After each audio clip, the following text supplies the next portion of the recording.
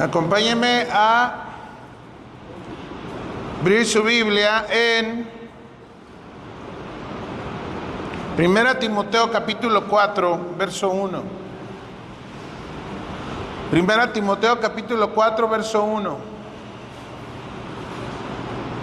Y vamos a analizar la postura bíblica del Logos encarnado y su importancia doctrinal y teológica, obviamente, su importancia doctrinal para la iglesia, para una iglesia bíblica. Ya tuvimos 2 predicaciones al respecto, hoy nos vamos a ir hacia el lado práctico. Y dice en 1 Timoteo capítulo 4, verso 1, pero el Espíritu, que la E que está ahí, ¿qué es? ¿Qué? En mayúscula, se refiere al Espíritu Santo. Pero el Espíritu Santo dice, quiere decir que este texto que tú y yo conocemos como epístola de Pablo, primera epístola de Pablo a Timoteo.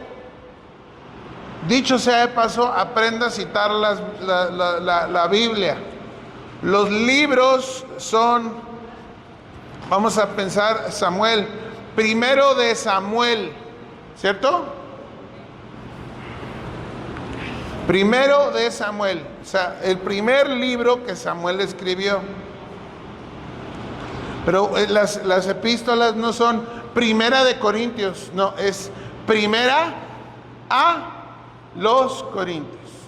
Que usted dice, no, yo estudio la Biblia. Y luego le oyen decir esas barbaridades y dicen, ni eso, ¿no? Entonces, primera a Timoteo capítulo 1, verso 4, entendemos que es palabra inspirada de Dios. El Espíritu dice claramente que en los postreros tiempos algunos apostatarán de la fe. ¿Qué es apostatar de la fe? Es salirse, desviarse, bajarse. ¿Me explico?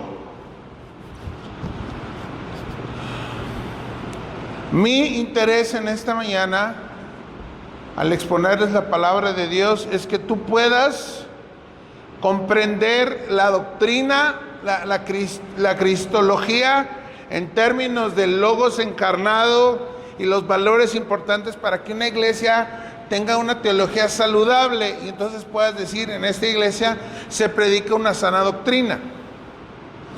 Ese predicador predica una sana doctrina. ¿Cachamos? Pero también que ustedes puedan empezar a comprender con mayor peso lo que algunas sectas enseñan y por lo cual nosotros no podemos decir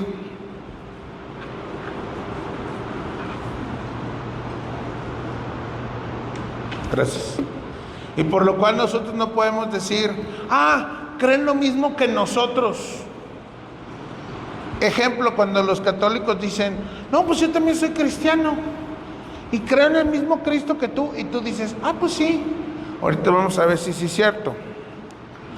Dice, ¿cómo es que van a apostatar? Dice, escuchando, ¿qué dice? ¿Le están leyendo o nomás me están dejando solo? ¿Escuchando qué? ¿Qué es un engaño? Es utilizar algo de verdad y algo de mentira, ¿cierto? A propósito, no de engaño, nomás que ahorita me acordé, Eva les manda a saludar.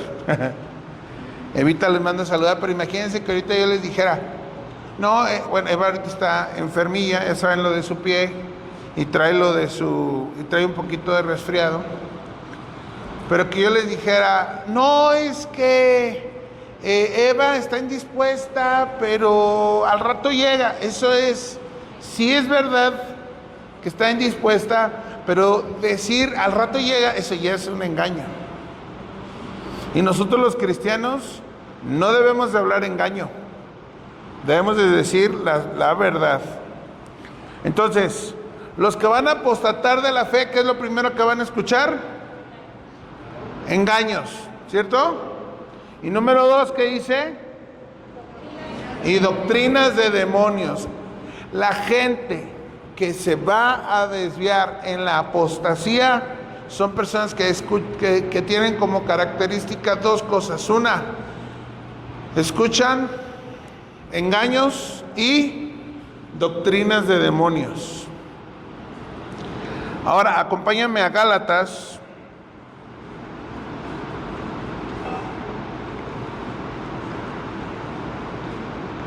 Capítulo 1, verso 6.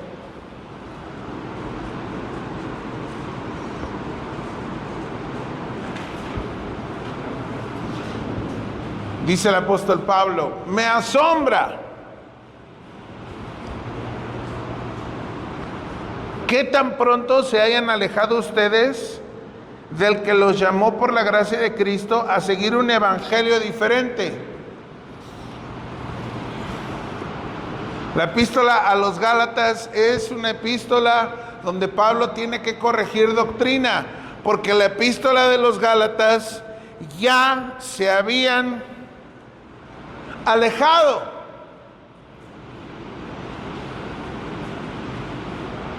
Ya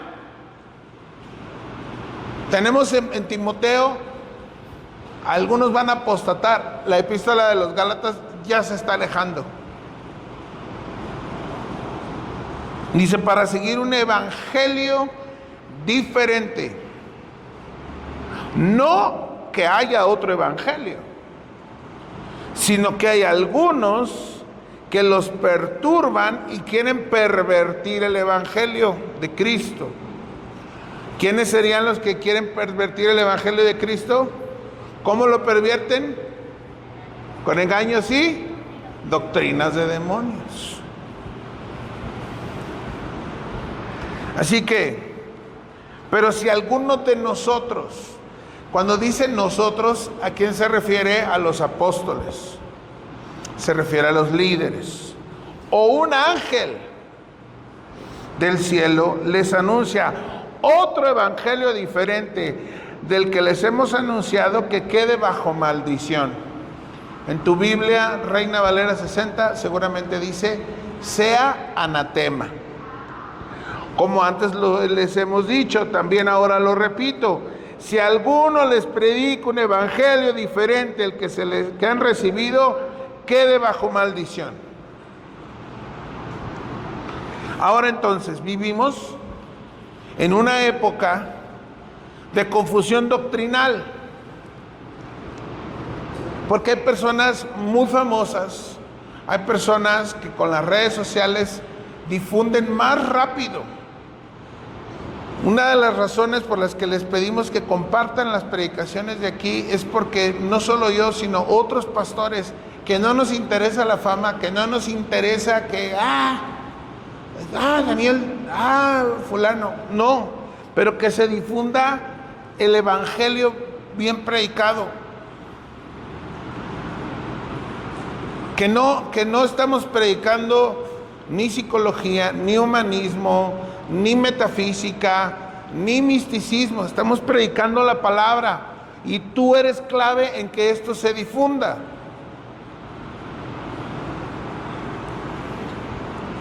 Muchas personas están mencionando a Jesús, pero no todos están hablando del mismo Jesús.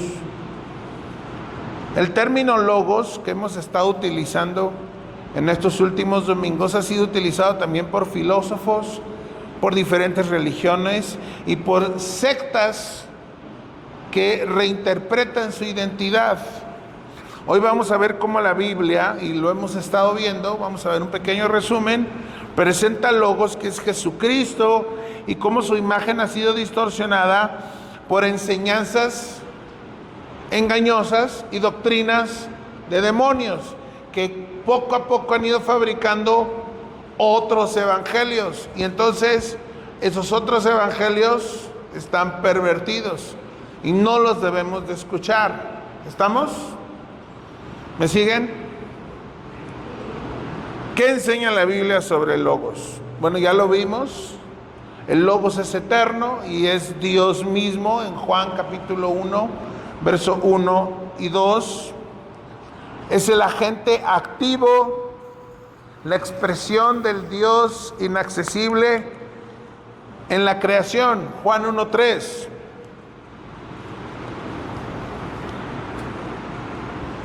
Juan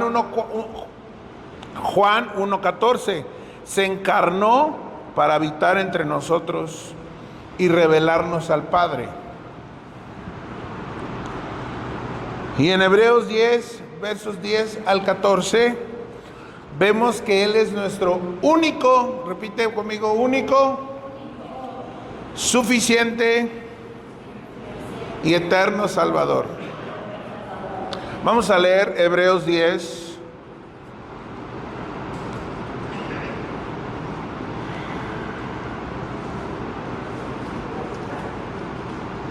Y dice claramente la Escritura: por esa voluntad somos santificados mediante la ofrenda del cuerpo de Jesucristo. ¿Somos santificados por medio de qué? A ver, léanle. ¿Somos santificados por qué? Muy bien.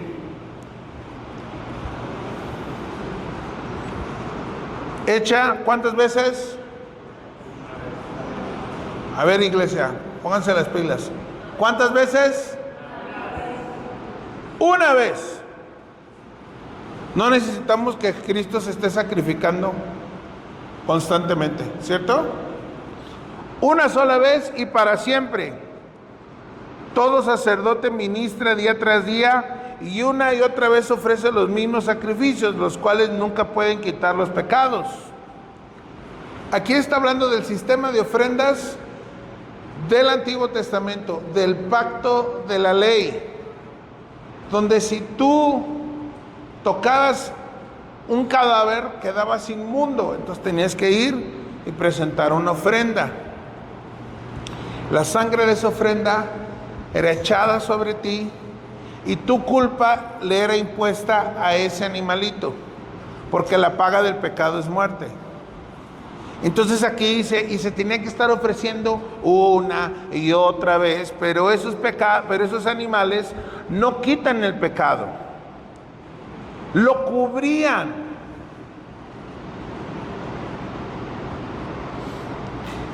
Verso 12. Pero, si es tu Biblia, subraya por favor bien ese pero. Pero, Cristo, pero Cristo, después de ofrecer, otra vez, ¿cuántas veces? Una sola vez. ¿Cuántos sacrificios? Un solo sacrificio por los pecados. ¿Para cuándo? Para siempre. Una sola vez, un solo sacrificio para siempre. Se sentó a la derecha de Dios. Y aquí que en adelante está en espera de que sus enemigos sean puestos al estrado de sus pies. Él, ¿quién? ¿Quién es Él? Porque ahí no es un artículo, porque tiene acento. ¿Quién es ese Él? Cristo,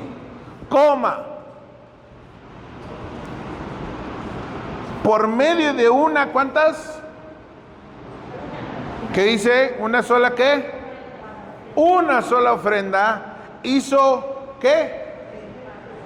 ¿Qué hizo? Perfectos para siempre a los santificados. Entonces, quien es Cristo y lo que hizo es suficiente para que tú y yo seamos salvos. No necesitamos más. Si a ti te han enseñado que además hay que liberarte, eso ya es otro evangelio. No es que sí ya es salvo, pero hay que liberarlo. Eso es otro evangelio. Eso no lo enseña la Biblia. No, es que hay que, ya le entregaste tu vida a Cristo, sí, pero ahora hay que bautizarte para que ores en lenguas, porque si no oras en lenguas, no eres bautizado. Eso es otro evangelio, y estoy hablando de doctrinas que se dicen en iglesias cristianas, y que tenemos que poner el ojo, porque si comenzamos a permitir engaños, si creemos que la palabra de Dios es verdad y no nos apegamos a la palabra de Dios, sino que cada quien empieza a tener sus ocurrencias. Un ejemplo, hasta el año 2000 no había apóstoles, nadie se nombraba apóstol, nadie, hasta que una persona profetizó y le dijo a X persona: a ti te entrego un nivel superior al de un pastor y ahora tú eres apóstol. Y ya, valió. Ahora todo el mundo es apóstol. Ya ser pastor es fuchi, es casi nada. Yo prefiero ser casi nada, pero apegado a la palabra de Dios.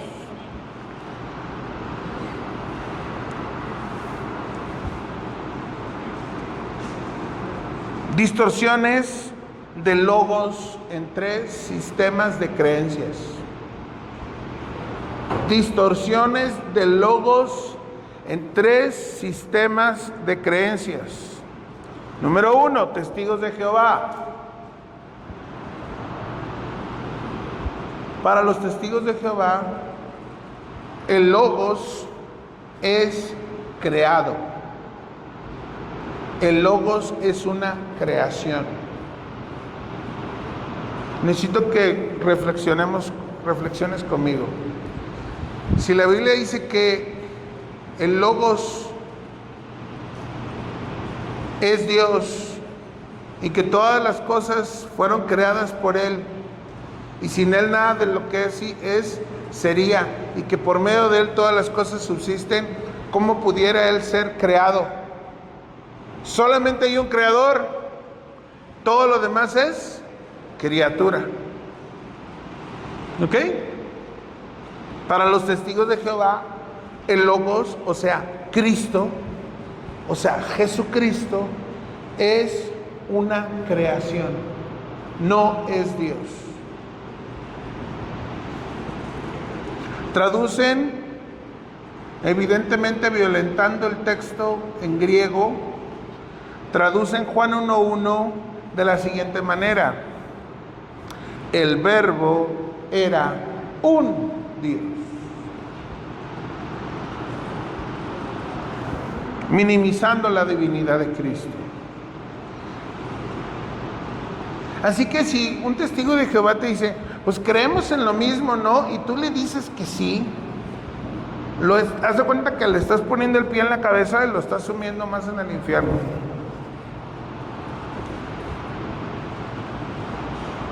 Tú no puedes decirle a un testigo de Jehová que el Cristo bíblico en el cual tú crees es el mismo en el que ellos creen, porque ellos están creyendo ¿una qué?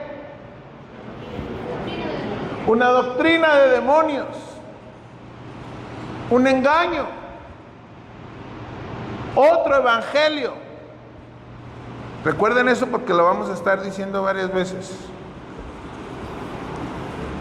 Identifican a Jesús los testigos de Jehová como el arcángel Miguel, negando su eternidad. Ahí les va. Diferencia entre eternidad e infinitud. ¿Ok? Y finito.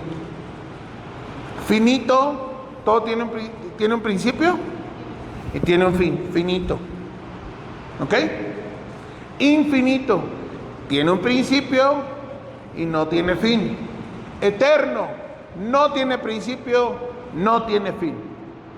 Si ellos dicen que Jesucristo, el Logos encarnado, es como el arcángel Miguel, ellos están diciendo que Cristo no es Dios y que Él no es eterno, cuando Él claramente afirma que Él es antes que todo.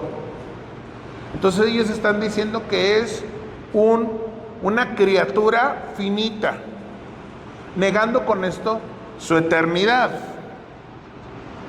Evidentemente entonces rechazan la Trinidad y la suficiencia de Cristo para salvar. ¿Ustedes saben por qué salen a tocar a tu casa y andan en las calles todo el tiempo? Porque se están ganando ser uno de los 144,000.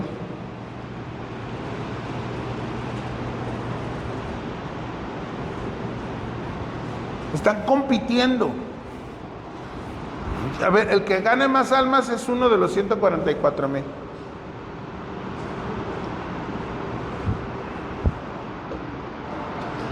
¿Se dan cuenta? No hay suficiencia en la salvación de Cristo. Cristo no es Dios. Si Cristo no es Dios, entonces ¿cómo puede salvar a todos? ¿Cachan?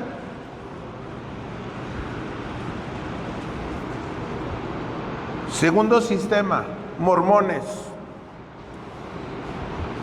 El Logos es un Dios entre miles de dioses. Entre esos miles de dioses que tú tienes el potencial de volverte uno de esos. Entonces imagínate,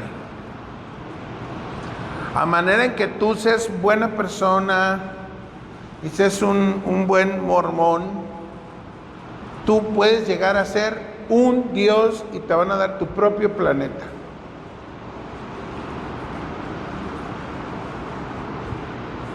Jesús es considerado el hijo literal de Dios, pero hermano de Lucifer.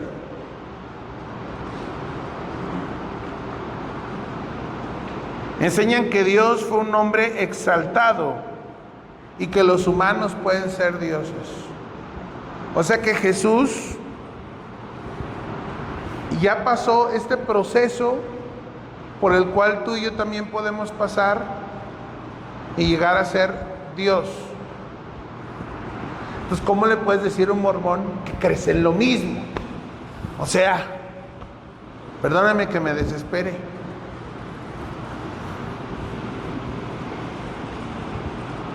Aquí, y permíteme hacer un paréntesis, aquí es donde tenemos que entender que Cristo y la doctrina bíblica es intolerante. ¿El agua tolera el aceite? No, ¿verdad? ¿Qué hace? La doctrina bíblica no tolera el engaño, no tolera. Y yo te quiero animar a que tú no te pases de polite, no te pases de buena onda, no te pases de querer quedar bien y blasfemes. ¿Cachan eso?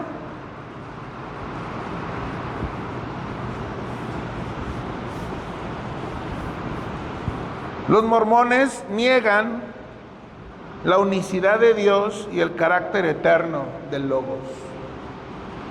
De hecho, Dios también fue un humano y llegó a ser Dios y tiene muchas esposas y a cada rato tiene hijos y tiene planetas llenos de hijos. Y por eso los mormones tienen esposas y tienen muchos hijos, porque hay que vaciar esos planetas con todas esas almas.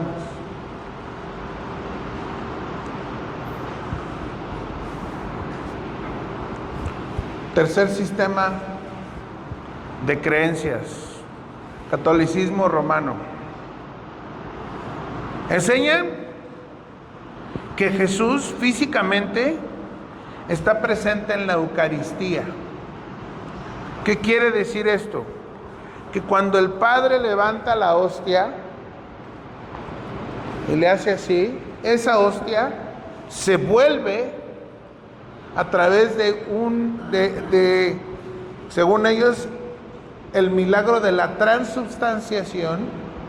Ese pedacito de galleta se vuelve Cristo mismo. Cristo mismo. Y el vino se vuelve literalmente su sangre.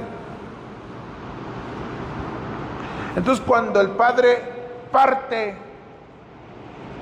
esa hostia, ¿se han visto que la parte? La misa se llama el sacrificio de la misa. ¿Qué acabamos de leer hace rato en Hebreos? ¿Necesitamos estar sacrificando a Jesús cada 8 días? No. Es totalmente antibíblico. Es una blasfemia eso. Es absolutamente una blasfemia. Es una doctrina de demonios. Es un engaño.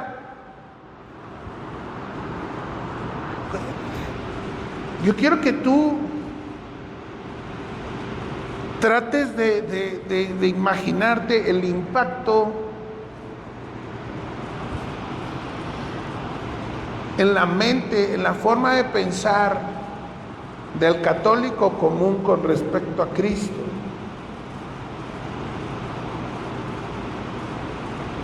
Cuando nosotros éramos católicos, yo era parte del Opus Dei y entiendo bien lo que te estoy diciendo.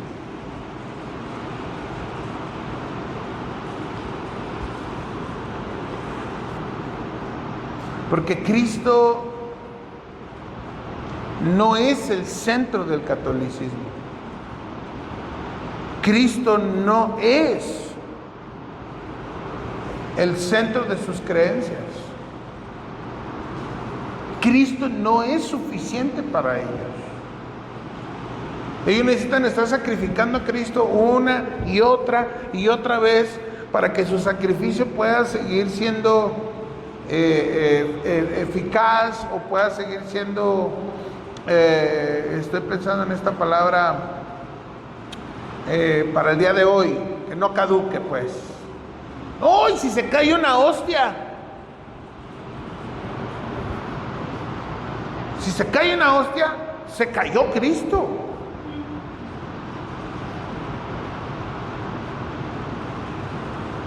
Y el único que tiene la pureza para sostener el cuerpo de Cristo es el Padre. Por eso te lo da así. Y antes te ponían como una charolita, una cucharita. Porque hay que cuidar que Cristo no se te vaya a caer. Si mi Dios se me puede caer, ¿qué poder tiene ese Dios?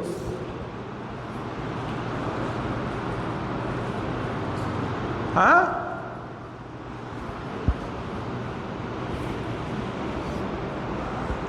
Reiteran el sacrificio de Cristo en cada misa de forma recurrente, una y otra y otra y otra vez.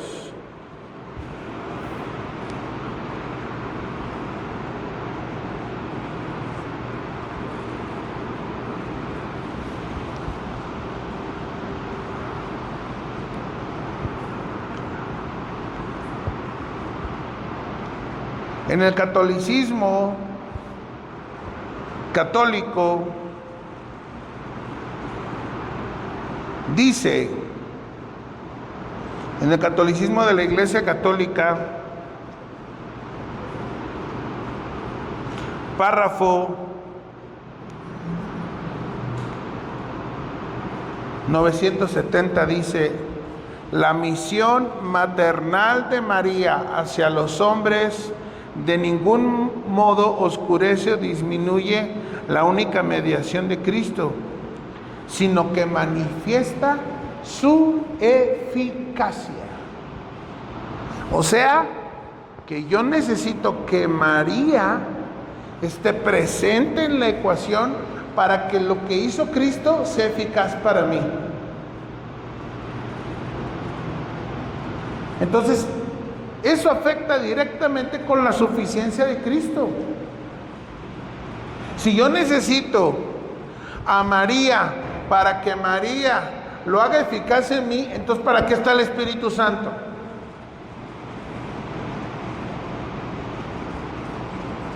El catolicismo entonces enseña que María es mediadora de todas las gracias y que los fieles pueden acudir a ella y a los santos para pedir su intercesión. Aquí vemos que muchos católicos, y yo creo que hay algunos sinceros ahí, les ha ocurrido lo que decía Goebbels: una mentira repetida muchas veces, la gente lo va a tomar como verdad. En mi experiencia, cuando a mí mi mamá me pone por primera vez una Biblia enfrente que le había regalado mi tío, y yo la empiezo a leer, yo le voy y le pregunto a mi rector en el colegio y le digo: yo tengo dudas porque estoy leyendo la Biblia. Y lo primero que me dijo es: tú no debes de leer la Biblia solo. ¿Qué dice el Señor Jesucristo? Escudriñen las Escrituras, porque les parece que la vida eterna está en ella. A medida que yo fui leyendo la Biblia y me di cuenta que la Biblia sí habla de María, pero para nada le da la importancia que a mí me habían enseñado que tenía, fue que empecé a decir: aquí algo anda muy mal, aquí anda algo muy raro.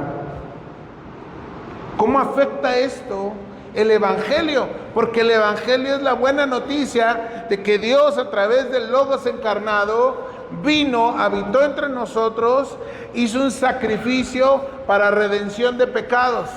Ese es el Evangelio, que no es por obras, es a través de la gracia de Dios.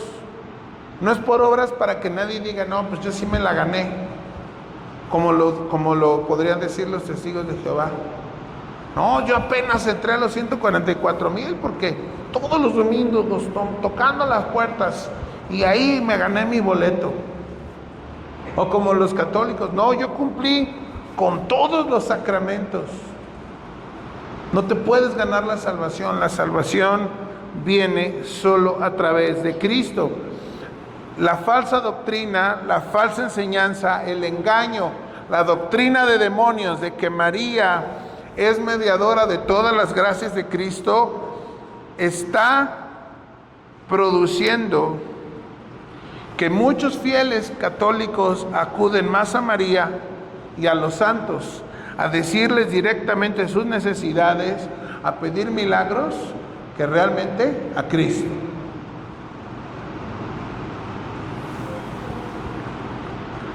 Y esto crea una dependencia práctica a otros mediadores, lo cual opaca la exclusividad del único sumo sacerdote que tenemos, que es Cristo. Yo recuerdo bien cuando le preguntaba a mi mamá que por qué los santos, y la explicación que a mí me dio mi mamá y que seguramente a ella le dio su mamá y que seguramente a ti te dieron, es que Dios está muy ocupado y necesita ¿qué? Ayudantes. Si el Dios en el que yo creo se estresa y ocupa a gente que le ayude, ¿qué clase de Dios es? Qué incongruencia, ¿no? ¿Cómo pudiéramos reconocer a un Dios todopoderoso que necesita ayudantes? ¿Cómo pudiéramos reconocer a un Dios todopoderoso que necesita que su mami le ayude? Entonces, ¿es el mismo Cristo? No, hermanos. Puede que 80% crean en Cristo, pero al agregar estas mentiras ya no es. ¿Qué dice 1 Timoteo capítulo 2, verso 5? La respuesta bíblica a esta enseñanza de demonios. Porque hay un solo Dios y un solo mediador entre Dios y los hombres. Les voy a explicar esto rápido. ¿A quién le tocó todavía misa con el sacerdote de espaldas y en latín? A ver, levante la mano. Ok. Les voy a decir por qué hacían eso. Y eso, en eso sí hay un cierto sentido. El sacerdote representa al pueblo con Dios. ¿Ok? Pero yo no puedo ser sacerdote, porque ya tenemos un sumo sacerdote, que es Cristo. Él está frente al Padre intercediendo por nosotros. Esa es la labor que Cristo está haciendo ahorita. ¿Ok? El profeta representa a Dios para con el pueblo y les dice: así dijo Jehová, así ha dicho Jehová, yo soy un pastor, yo no soy tu sacerdote, yo no puedo hacer nada, absolutamente nada, para que tú seas acepto delante del Padre. No puedo hacer nada, nada. Pero lo que estoy haciendo ahorita, la predicación bíblica, es un tipo de profecía, porque te estoy diciendo: así dice el Señor, no de un sueño, ni de a nada acá. La palabra de Dios así dice. Y te lo estoy planteando y te lo estoy enseñando. Como pastor me toca cuidarte, orar por ti, discipularte, ver que vayas bien, que tu vida cristiana tenga aplicación bíblica. Pero yo no puedo ser un sacerdote. Yo no puedo hacer nada por ti. Ellos se llaman sacerdotes porque ellos sí creen que ellos están presentando un sacrificio y ellos te pueden perdonar tus pecados. Eso no es lo que enseña la palabra de Dios. La Biblia dice: ellos se basan en confiésense los pecados unos a los otros. Yo nunca he visto un padre que vaya con alguien que esté y le diga: ven, necesito hablar contigo, necesito platicar contigo, fíjate que estoy batallando con mentir. Yo nunca he visto algo así. Siempre es para arriba.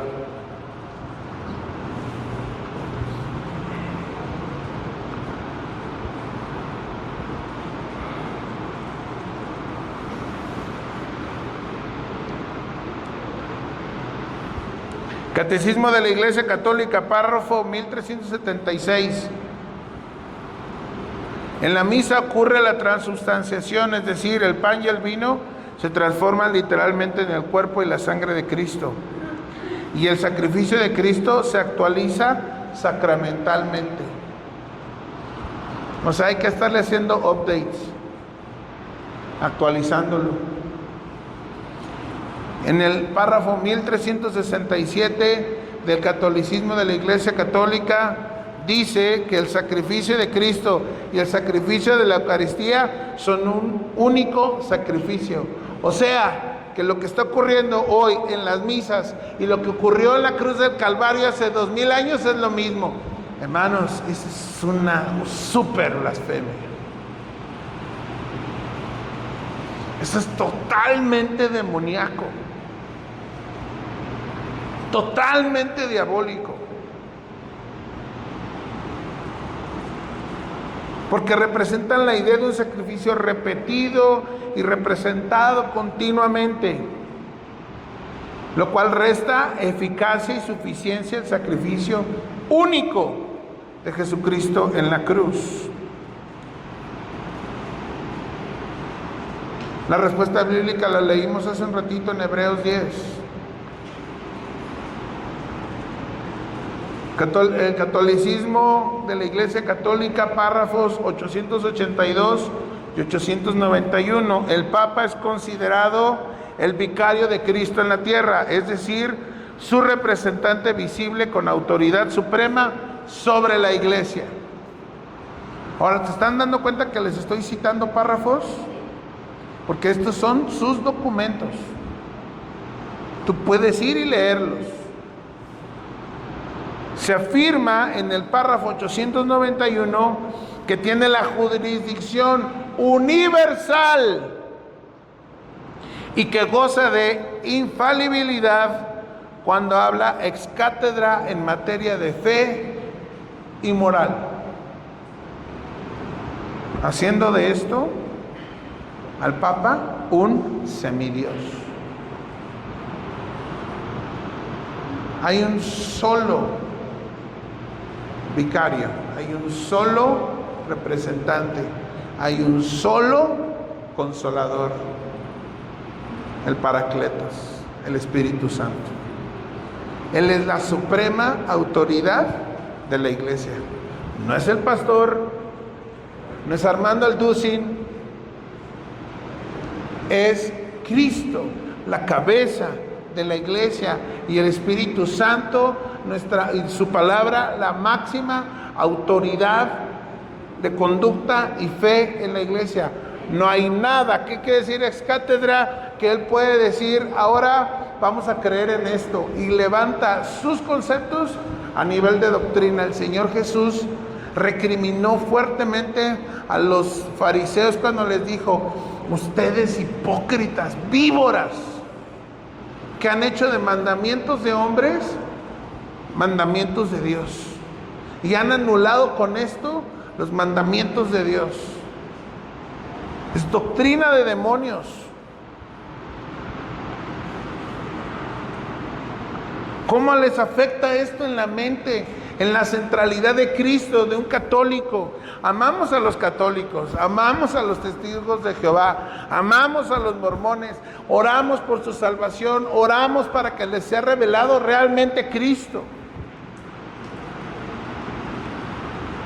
Esto no es contra la persona, estamos hablando contra el sistema de creencias que tienen. Aunque no se afirma que el Papa como tal, no lo afirman, esté reemplazando a Cristo, sino que lo representa físicamente, que casi que lo están afirmando. En práctica se le asigna un papel de autoridad y guía espiritual universal que solo le corresponde a la palabra de Dios y a Dios, Dios Espíritu Santo, Dios Hijo y Dios el Padre. Esa es la única, no hay un solo texto en toda la Biblia donde Dios le ceda ese nivel de autoridad a una persona. No lo hay.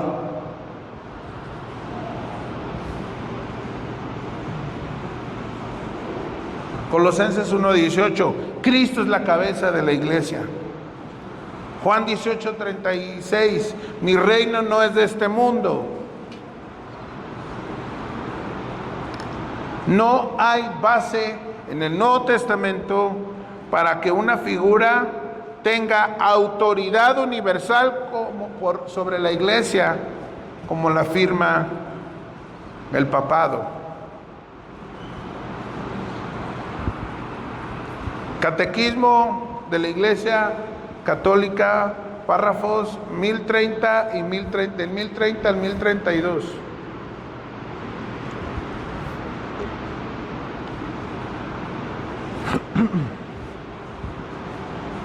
Después de la muerte, algunos fieles pasarán por el purgatorio para purificarse antes de entrar al cielo. Además, pueden ganar indulgencias para reducir el tiempo del purgatorio mediante actos piadosos, oraciones y misas.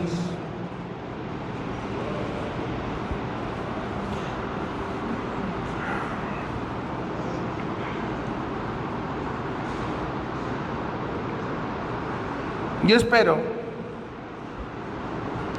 que después de hoy no me vengas a preguntar y que ya uses tu criterio. Pastor, ¿puedo ir a un funeral de alguien que no es cristiano? Y que tú entiendas que si vas a ir, ¿a qué vas a ir? ¿A qué vas a participar y de qué no vas a participar? Porque no es una asistencia inocente, pero necesitas discernirlo. Para algunos de ustedes, sus familiares, va a decir, mira, aquí anda. Eso era lo que pasaba con nosotros, con nuestra familia de Querétaro. Mi abuelo murió, mis tíos le quisieron hacer una misa, mi abuelo le entregó su vida a Cristo, pero ya estaba gozándose en la presencia de Dios, como para estar alegando con ellos si le hacían misas o no. Estábamos ahí. Entonces mis tíos nos decían: ¿y qué haces aquí si eres cristiano? No, que muy cristiano, entonces ¿qué haces aquí? Lo decían jugando, pero yo me daba cuenta cómo esto les era tropiezo. Para algunos de sus familias, que tú asistas no va a ser tropiezo, pero algunos de sus familias sí va a ser tropiezo que tú vayas. Es algo que tú tienes que discernir. Si entonces hay purgatorio y yo tengo que hacer actos piadosos, y yo tengo que hacer misas, y yo tengo que hacer oraciones, ¿para qué quiero a Cristo que me salve? Volvemos al tema, es traer abajo a Cristo y decirte: sí, necesitas a Cristo, pero lo que hizo Cristo no es suficiente para purificarte, no es suficiente para santificarte, contradiciendo a lo que acabamos de leer hace rato en Hebreos capítulo 10, ¿cierto?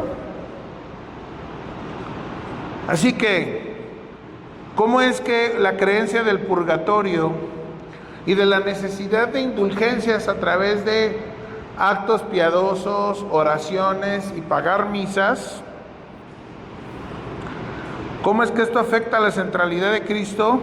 Pues esto mina la suficiencia redentora del sacrificio de Cristo, al sugerir que la purificación post-mortem depende de los esfuerzos adicionales de las familias o del sistema sacramental de la Iglesia, en lugar de confiar plenamente en la justificación por la fe en Cristo Jesús.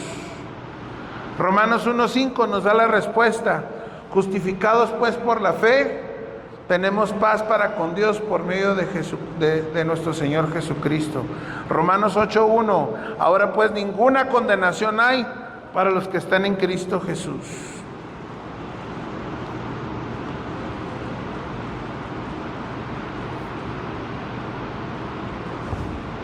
¿Cómo pudiéramos decir que creemos en el mismo Cristo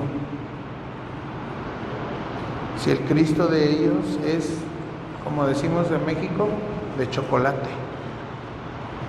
Ocupa a su mamá, ocupa ayudantes, lo que hizo no alcanza. Entonces Él te pone como que Él te pone la mitad y tú tienes que poner la otra mitad.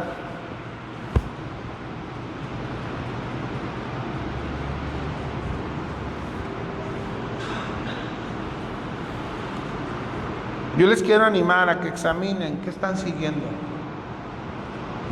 a quién están escuchando en las redes sociales. Por tiempo no tengo chance de analizar cosas que están predicando famosos en sus iglesias supuestamente cristianas y que también están socavando la centralidad de Cristo. Y que también están socavando la suficiencia de Cristo. Examinen.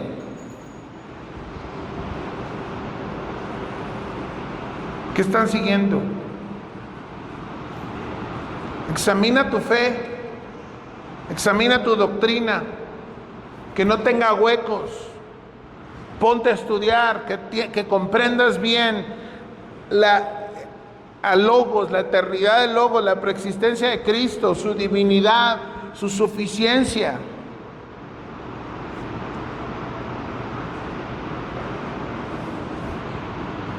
Afírmate en la verdad. Sé firme. No todo el que habla de Cristo enseña y está enseñando al Cristo bíblico. Hoy se está levantando una ola a través de músicos con canciones, entre comillas, cristianas, pero que sus doctrinas son equivocadas. Me refiero a unicitarios.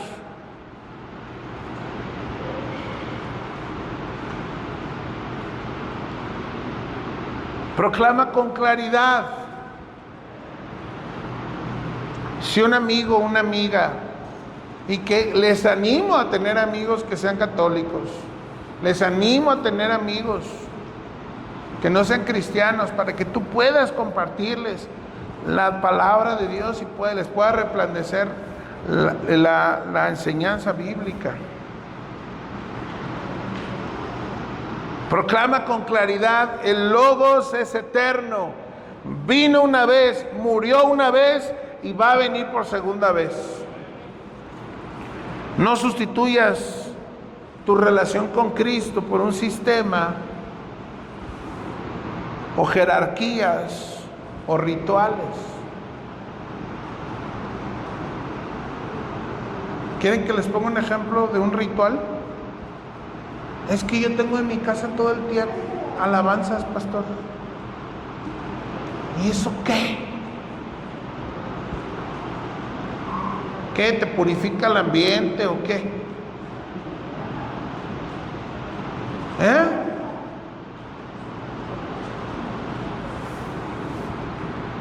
Eso no es, o sea, qué bueno que tengas alabanzas si quieres, mejor a que tengas a Vicente Fernández.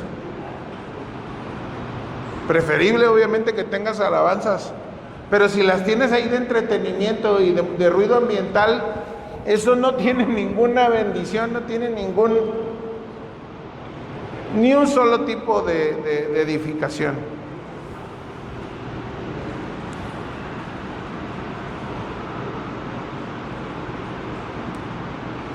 Cuando vengas aquí a la iglesia, no vengas como un ritual, no vengas solamente como una costumbre.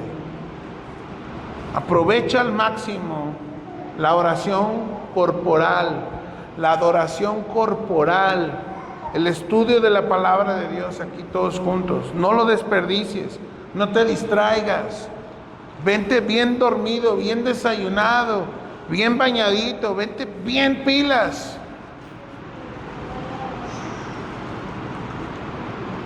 Así que termino con una proclamación clara: Jesucristo es el Logos eterno. No es una fuerza impersonal, no es un ser creado, no es un sacramento repetido. Es el Dios verdadero hecho carne, quien murió y resucitó para darnos salvación segura y vida eterna. ¿Estás creyendo en este Cristo? ¿Estás compartiendo la verdad bíblica con quienes viven confundidos? Mis amados, hoy es el tiempo, porque estamos en tiempos peligrosos. Hoy más que nunca es el tiempo de proclamar con poder y claridad que solamente en Cristo hay salvación. Solamente en Cristo hay verdadera seguridad de salvación, que Él es nuestro Señor, nuestro abogado y nuestro Salvador. Amén. Vamos a ponernos de pie. ¿Y qué te parece si le das un aplauso al Señor por la seguridad que tienes en Él?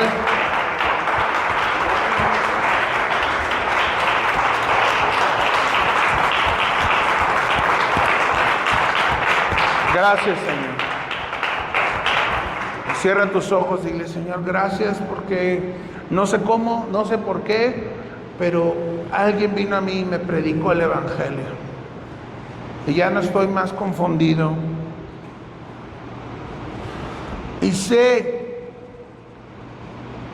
conozco lo que dice tu palabra. Conozco que la única manera que hay de salvarme es a través de Jesucristo. Gracias, Señor, porque en algún momento alguien me predicó y tú me diste el entendimiento para comprender que era pecador, que no había ni una sola obra, ni un solo sacramento, ni un solo acto religioso o de falsa piedad. No había misa, no había acto que me pudiera salvar, sino solamente Cristo. Gracias, Señor, te agradecemos De verdad te damos gracias por la salvación tan grande que tenemos en ti. Gracias, Señor, porque diste ese sacrificio perfecto, el justo muriendo por los injustos, para pagar nuestra deuda, ser nuestro mediador, ser nuestro fiador y ser nuestro salvador. Gracias porque nos has santificado en ti. Gracias por la promesa que tenemos de que algún día estaremos contigo en tu presencia, que te has ido a preparar morada para nosotros y que tenemos en tu palabra la suficiencia para entender quién eres tú, qué quieres de nosotros, cómo quieres que vivamos, cómo quieres que caminemos y las promesas preciosas que tenemos en ti, Señor. Te rogamos, Padre, por católicos, por mormones, por testigos de Jehová, por gnósticos. Te rogamos aún por aquellos que son satanistas, que viven engañados, que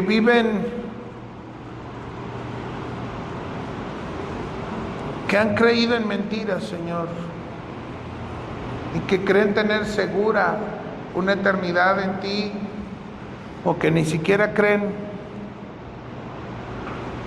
Te ruego, mi Señor, que te les reveles. Te ruego, mi Señor, que cada uno de los que estamos aquí podamos amarlos, servirlos, cuidarles, sabiendo que tuya es la obra. Ayúdanos, Señor, a ser una iglesia que pueda recibir a uno de ellos el día que tú quieras, poderlo recibir en amor y poderles enseñar tu palabra. Reconocemos que nosotros no tenemos la verdad, tú eres la verdad. Y te estamos buscando y te estamos conociendo. Y te ruego, mi Señor, también por esta iglesia, que ame buscar tu palabra, que busquen ella día y noche, que se sacien en ella, que su sistema de creencias sea netamente bíblico. Te agradecemos por todo esto, mi Señor, en el nombre de Jesús. Amén. Que Dios los bendiga, iglesia.